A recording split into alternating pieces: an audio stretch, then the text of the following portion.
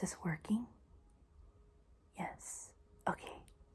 Do I look this way? Okay. Hi.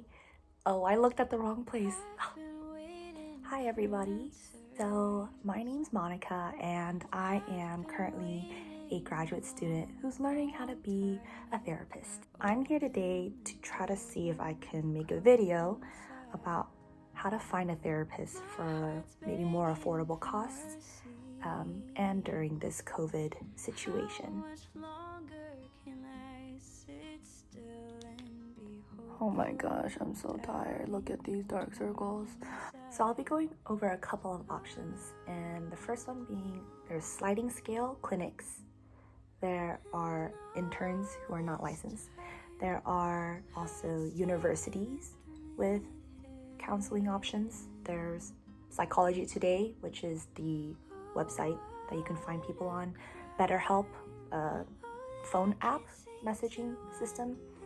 Religious organizations, and community-based, county-based group therapy options too. So let's get started. So first up, sliding scale fee clinics. There are many clinics out there that may be able to see clients during this time, but not all of them are sliding scale. So individual sessions can go up until probably starting around $150 per session. And that's a lot of money, especially if you're trying to see someone every week. Now, sliding scale fee clinics are options, but they're not always available everywhere, in every state or every location. I currently see clients at our school's clinic, and we are a sliding scale fee clinic, and we base it off of your income and the dependents that you have. So for us, it goes anywhere from $15 all the way to $65 per session. And I know it may seem a lot for some, but we are still able to adjust based on other people's different situations that come up.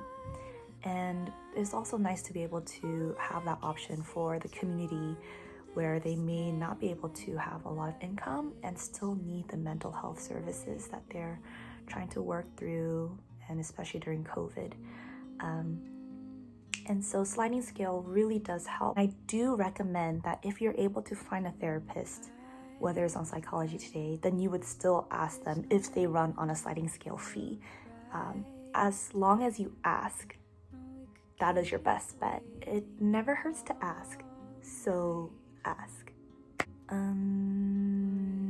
If you're at a clinic where there are many licensed therapists, you can go on different people's websites. You'll find some people who are listed as non-licensed therapists who may be interns or assistants or people who are working towards their licensure. Usually these people have lower rates of therapy services. That's because they're not licensed. And when you're licensed, you make more money, hypothetically, right? So I do suggest reaching out to people who are interns maybe at clinics and that they're not licensed, asking them what their fee is. Now, for the next one, universities. If you are a college student or attend a university within America, I'm not sure about other places outside of America, I would try to go on your school's website or ask people around you if your school has a counseling center or has counselors. Usually universities' first couple of sessions may be free, and then after maybe you meet them for 3 sessions or so, you might have to pay for them, but I would still ask what their rates are. Usually they have these options for students. Now, I can't guarantee that it will be the best option, but if it's still affordable, I still recommend it. Being a college student is still hard. Trying to find mental health services is important. So yes, always ask. I do know that some universities have on-base school clinics that work on sliding scale fee. For example, my undergrad university at University of Georgia has a clinic called the Aspire Clinic. They give students a sliding fee scale, and some sessions can go as low as $10, maybe even cheaper. So I would always call. The only thing is, it's hard to find availability for and to be matched with a therapist, especially if there's a large number of students. But again, I would ask, see if there are therapists who have openings and if you're able to see them, and ask about their sliding fee scale. Next, Psychology Today and how to navigate that website. So when you go on Psychology Today, you just have to enter your zip code, where you're living, and then there's a whole bunch of different search engines. It asks for insurance, it asks for what issues you want to basically go to therapy for, all these different things. But with COVID happening, they have also added a new search area. So when you go on Psychology Today, I'm on it right now, you'll go to the website and click on Find a Therapist, enter your zip code or your city, and then at the top header, there's therapists, and right next to it, there's a section header for teletherapy. This is amazing, especially for COVID. Teletherapy just means doing therapy online. Yes, it will be over secure, confidential streaming services. For example, Zoom has a HIPAA compliant Zoom. That's what I used to see my clients on.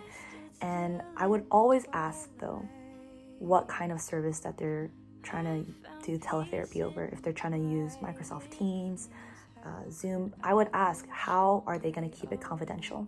It's important and you have the right to know. And so I would go to teletherapy, and when you click on it, you'll see the listed counselors who are able to see clients online. Also for prices, you can just go under the header that says price, and then you can choose what you're looking for, individual or couple sessions. There's $1 signs, $2 signs, $3 signs. So choose that $1 sign, because I know that sign by heart. This is probably important to know. Many therapists don't really like taking insurance. That is for another video. Next is BetterHelp, therapy that is done over your phone, whether it's live videos, chat sessions, or just texting a therapist. Now, this video is not sponsored. In the case of COVID-19, this is a pretty good option, and I did go and I did some research on it. BetterHelp, their price range goes anywhere from $60 to $80 a session every week. And I know it may seem like a lot, and it is a lot. I think it's a lot because I'm also a student. Yet, it's still more affordable than if you were to see some therapists in this area that I'm in. Sessions can go anywhere from $150 and over for just a session every week. So $60 and $80 in comparison is way better, but still it's expensive. And mental health is still important, and it's the idea of, do I pay for services or do I just struggle with my life and keep going on? Your decision. It's hard. But with BetterHelp, all of their therapists are licensed therapists. We're able to do video chats, or you can also have the option of just calling and not using video. You also have the option of just texting with your therapist.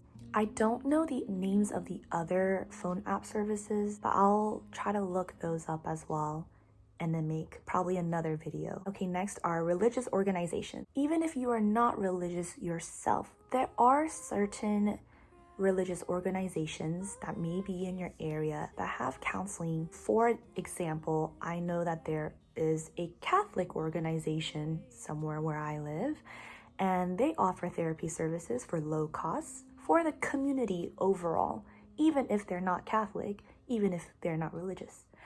Now, I can't speak for every religious organization with a counseling service if that's applicable, but it is something worth looking into. If that is something that is an option for you, I would still ask to see if they're taking in people over teletherapy, willing to do things online, and if they accept clients. And lastly, we have our county, community, or government-run therapy groups. So if you look up your county online, go on their website, see what's available, see if they have counselors. Most likely they will have group therapy as an option. And I know, do I want to do group therapy? Do I want to be around a bunch of people? That's not for everyone, but if you're up for it, never hurts to ask. See what's available, what's out there. It's not always gonna be maybe exactly what you look for, but if right now during COVID you're really struggling and it's hard to even figure out where do I start, I hope this video helped. I don't have all the answers, sorry, but also I'm also learning. I do hope this video was helpful, and I do hope that whoever is watching this, that you know that you're not alone, that we're all experiencing this pandemic together, and that there is a lot of things going on in our lives. And if anything, if you feel led to find someone who can help you, I really do hope that you find somebody. Therapy is not for everyone. You may not want to do it, and that's okay too. But I hope that you still have the friends or family or other people who can support you during this time. And if that's still not enough and you still want to work on things and find a therapist, then do it. Well, I'm biased, but therapy is great. It's hard, it's not easy, but you're doing the work to take care of you. And yeah, that's all I can think of for right now. But if I come up with other things, I'll make another video. I don't know, should I make videos? This is really hard, honestly. I'm like looking back and forth. Leave more comments down below, or you can DM me on my Instagram that I made specifically for this kind of stuff, which I'll link down below as well. Ugh, that's so cringe. The whole link down below and comment down below, and you do you, okay? Yes, I would love to be able to answer more questions if I can. Not saying that I have all the answers. I'm not saying that. This is just a personal opinion. Go get help if you need help.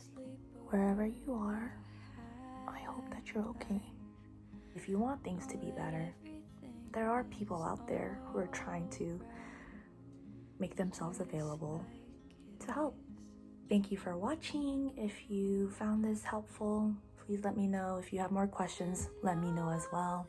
And I want to end by saying thank you for being you and for being here today. Okay, bye-bye.